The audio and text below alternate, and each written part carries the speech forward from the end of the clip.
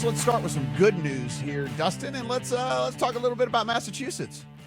Yeah, nothing surprising here, but it's official. Legal sports betting is coming to Massachusetts. If you remember from last time or if you've been following the news, we were waiting for the governor to sign the bill allowing for legal sports betting in Massachusetts. He did that on Wednesday. And so, yeah, that paves the path. That was the last official step. Again, we didn't have any reason to believe he would veto it or let it not become law in some way. But so we have that final confirmation that this is coming. It's important to note, and this is, I know, one of Adam's pet peeves, it's not legal to bet on sports in Massachusetts today. Lots of people say sports betting is now legal in Massachusetts. That is not the case. We are now on a path that Massachusetts can have legal sports betting. It's not going to be tomorrow. There are, definitely lots of different timelines floating out there about how this is going to go down, but it is not legal today. That is, when people put that out there, you're helping the offshore sports books by conflating legalization with what's coming, and that's also what we saw around the Supreme Court decision. Like, there's confusion. People don't know. Like, people will see tweets, oh, sports betting is legal. Nope, not legal yet. You can't bet in Massachusetts at a legal and regulated site. Nothing has changed on that front until the regulator, the gaming commission there, gets everything squared away. One piece of good news is there is a path here for retail sports betting to launch pretty quickly.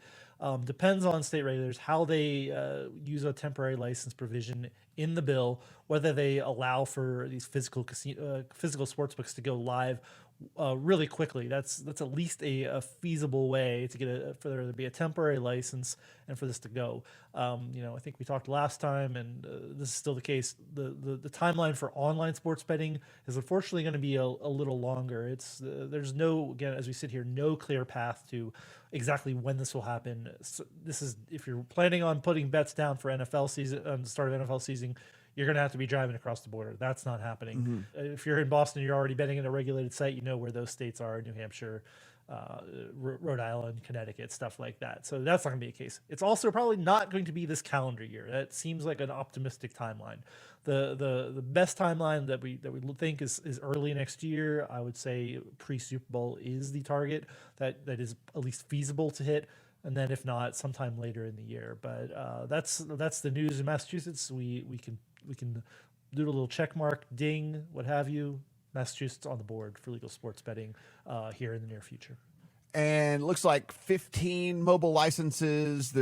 I know there's five retail operators there in the state or something like that. So they're going to be able to divvy up some as well, and the taxing just a little bit higher on the online side than the over-the-counter stuff. Yeah, this should be a consumer-friendly market. It's not totally wide open, but 15 is about what you need. I think that's a pretty good number, right? That's, obviously totally competitive. Anybody who wants in that can get regulated should be able to get in an ideal world. But 15, that gets you a critical mass of sportsbooks.